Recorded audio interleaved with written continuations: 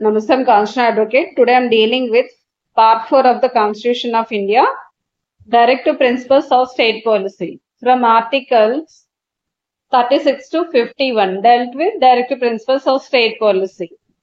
Directive Principles of State Policy borrowed from Ireland Constitution. Directive Principles are fundamentals in the governance of the country. అంటే country అంటే states ఏమైనా laws prepare చేసేటప్పుడు fundamentals అంటే directions ఇస్తూ ఉంటుంది అనమాట. And also directive principles of state policy or positive rights or social rights. మనకి fundamental rights అయితే నెగటివ్ రైట్స్ అని అంటారు. ఈ directive principles of state policy is called as positive rights or social rights. Directive principles of state policy impose positive obligations on the state. అంటే state ఏమైనా enactment చేసేటప్పుడు ఈ directive principles ని గుర్తు పెట్టుకొని వీటిని బేస్ చేసుకొని ఏమైనా లాస్ ప్రిపేర్ చేయాలి అని ఒక డైరెక్షన్ ఇస్తుంది అనమాట. These directive principles of state policy are not enforceable. మనకి ఫండమెంటల్ రైట్స్ ఆర్ ఎన్ఫోర్సబుల్. ఇవి డైరెక్టివ్ ప్రిన్సిపల్స్ అనేవి not enforceable. Uniform civil code అనేది డైరెక్టివ్ ప్రిన్సిపల్స్ ఆఫ్ స్టేట్ పాలసీలో ఉంది కాబట్టి ఎవరు కూడాను స్టేట్ కి అగైనెస్ట్ గా మాకు ఎనాక్ట్మెంట్ కావాలి, సెక్యులర్ యూనిఫామ్ సివిల్ కోడ్ కావాలని ఎవరు మనం క్వశ్చన్ చేయలేము, నాట్ ఎన్ఫోర్సబుల్ కాబట్టి. అదే యూనిఫామ్ సివిల్ కోడ్ వెళ్ళి ఫండమెంటల్ రైట్స్ లో ఉన్నట్టు అయితే మనం అగైనెస్ట్ స్టేట్ మాకు యూనిఫామ్ గా లేదు అంటే ఏంటి, అందరికి సేమ్ ప్రొసీజర్ లేదు, డిఫరెంట్ రిలీజియన్స్ డిఫరెంట్ కోడ్స్ ఉన్నాయి, యూనిఫామ్ గా లేదు అని క్వశ్చన్ చేసే ఛాన్స్ ఉండేది. కానీ అది డైరెక్టివ్ ప్రిన్సిపల్స్ ఆఫ్ స్టేట్ పాలసీలో ఉంది అంటే స్టేట్ ఏమైనా ఎనాక్ట్మెంట్స్ చేసేటప్పుడు ఇందులో ఉండే ఆర్టికల్స్ ని మైండ్ లో పెట్టుకొని లాస్ ని ప్రిపేర్ చేయాలి. Okay, section 36 definition of state. మనకి సెక్షన్ 12 లో ఏం చెప్పారో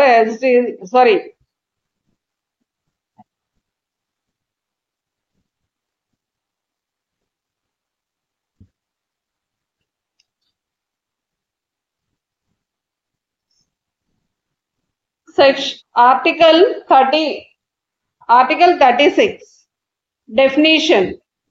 మనకి ఆర్టికల్ 12 లో ఏం చెప్పారో same definition of the state నే ఆర్టికల్ 36 లో కూడా చెప్తారనమాట. Definition of state same as in article 12. Article 12 కి 13 కి ఏమి డిఫరెన్స్ ఉండదు అనమాట, సేమ్ యాజ్ ఇట్ ఈస్ గా ఉంటాయి. Article 37 application of principles contained in this article. Article 38 and 39 directive principles of state policy దేనికి సంబంధించినవి అంటే social and economic character related అనమాట. Article 38 state to secure a social order for promotion of welfare of people. 39 certain principles of policy to be followed by the state. మనకి directive principles అంత important కాదు, కాకపోతే what type of character అనేవి తెలిస్తే చాలు అనమాట. మనకి డైరెక్టివ్ ప్రిన్సిపల్స్ ఆఫ్ స్టేట్ పాలసీలో 3 టైప్స్ ఆఫ్ క్యారెక్టర్స్ ఉంటాయి. Social and economic character, social security character and community welfare characters ఉంటాయి. మనకి article 38 and 39 social and economic character. Article 39 social security character.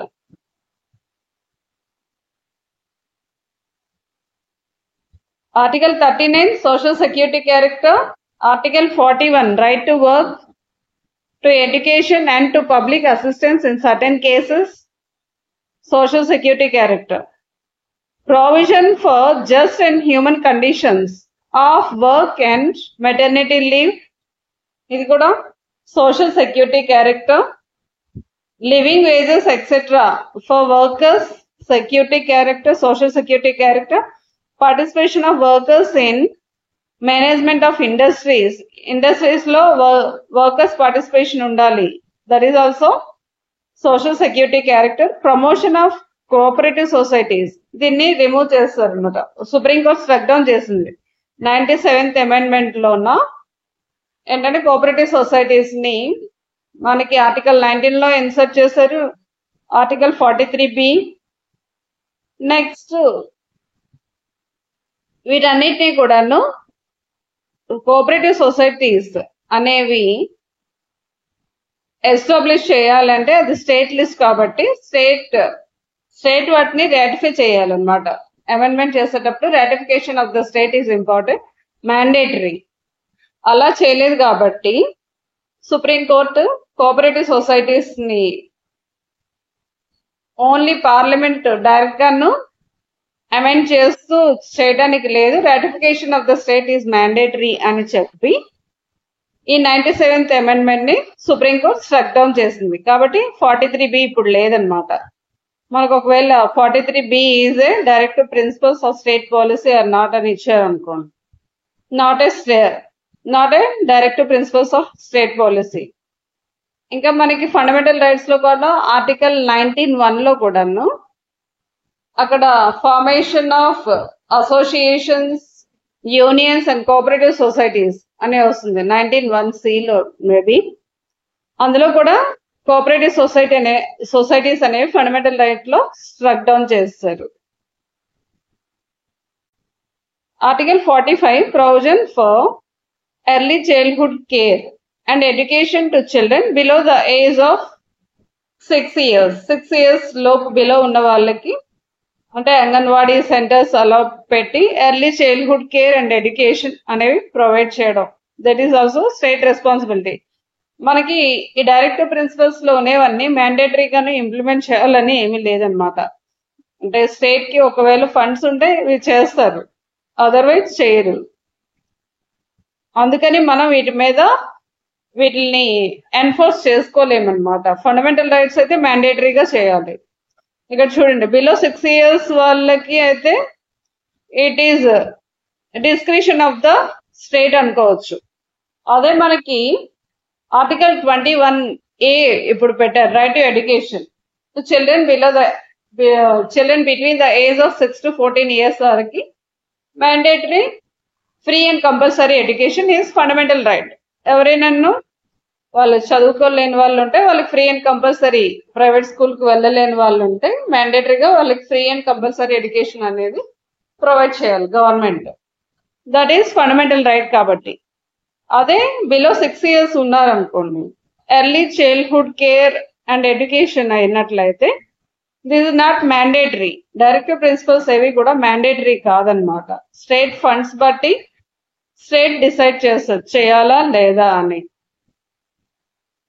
46 promotion of education and economic interest of scheduled caste and scheduled tribes and other weaker sections.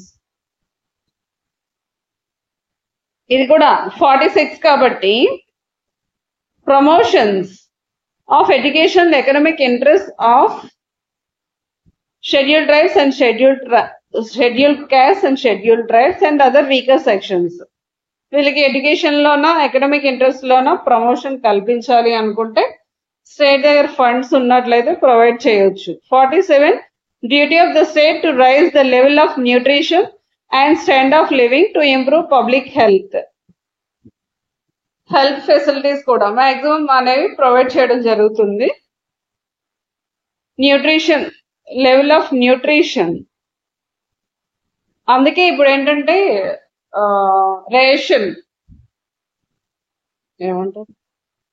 Ration depots లో కూడాను subsidised essential commodities act ప్రకారం subsidised food grains అనేవి ఇవ్వడం జరుగుతూ ఉంటుంది white ration card వాళ్ళకి. అలా అంటే అది ఎప్పుడు ఇస్తారంటే స్టేట్ ఫండ్స్ ఉంటేనే ఇవ్వాలి, కాకపోతే పొలిటికల్ ఓట్ బ్యాంకింగ్ కోసం అని ఏవో చేస్తున్నారు. ఆల్ దీస్ అప్ టు 47 వరకు ఏంటంటే social security character. 44 uniform civil code, it is community welfare character. 44 48 organisation of agriculture and animal husbandry community welfare కోసం and protection and improvement of environment and safeguard of forest and wildlife community welfare character, protection of monuments and places and object of national importance, separation of judiciary from executive, promotion of international peace and security. All these are comes under community welfare character. మనకి ఏవి ఎందులో వస్తాయి తెలుసు, just article number తెలిస్తే సరిపోతుంది అనమాట. అంతకు మించి మనకేమీ అక్కర్లే. Important separation of judiciary from executive అంటే ఇండిపెండెన్స్ ఆఫ్ జ్యుడిషియరీ మనకి ఎక్కడి నుండి వస్తుంది అంటే ఆర్టికల్ 50.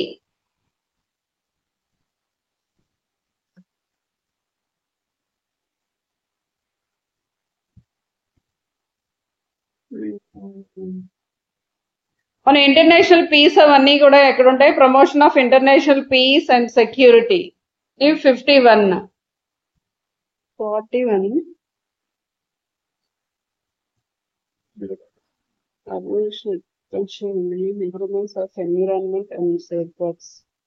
మనకి ఎన్విరాన్మెంటల్ లాస్ అన్ని కూడాను 48 ఏళ్ళలోకి వస్తాయి. ఇమ్యూనిటీ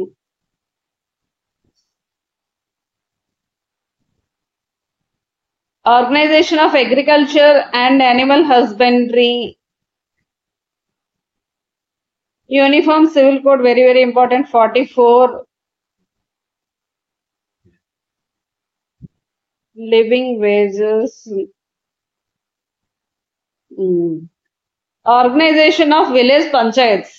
The Panchayats, ఇవన్నీ రావడానికి మెయిన్ అంటే ఇది గాంధీయన్ ప్రిన్సిపల్. ఆర్టికల్ 40.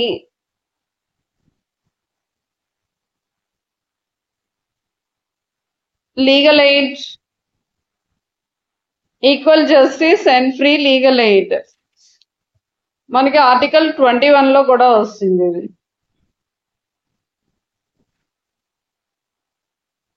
ఓకే, మనకి ఇంతవరకు చాలు.